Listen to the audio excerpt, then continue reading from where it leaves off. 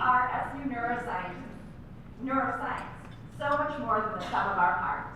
So today was the first ever Neuroscience Research Day, which was basically a conference that included talks by neuroscience faculty members, and then we had an external visitor come down from McMaster University and give a talk. So we've spent the past couple of years developing as a program, putting together curriculum for graduate students and undergraduates, and this is the first time that we came together as an intellectual community to see the research that we all do and to see sort of all the ways that our research intersects with one another. We have faculty in engineering, in public health, in the School of Education, and in the College of Arts and Sciences. So there's over 30 faculty. We are not a medical school. We don't have a department of neuroscience. So I think a lot of times when people are in the Department of Neuroscience, then they say, I'm a neuroscientist. But when in the Department of Biology, they might call themselves a biologist, or psychology, they're psychologists, or even people identify with their degree that they get. So I'm a pharmacologist, but actually when I go to study section, I always tell people, well, I'm a neuropharmacologist.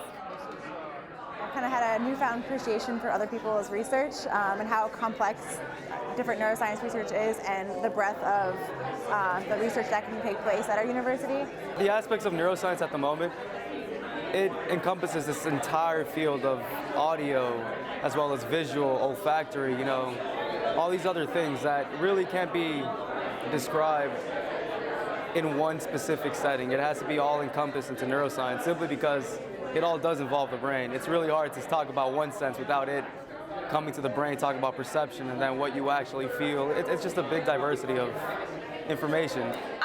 I really think that this will lead to all sorts of new collaborations where people see, oh look, this person studies that, it's related to what I do. Maybe if we get together and have lunch and talk about it, we'll come up with a new idea for research that we hadn't thought about before. I think that's the best chance we have for really understanding how the brain and the mind work, and so hopefully events like this, in general the neuroscience program, will bring these folks together, and already you can see they're doing great stuff. There's a lot of collaboration, but I think new interactions will develop. We have the capacity here to go from, I like to say, from molecules to minds, and we really do. And that sets us apart from a lot of places.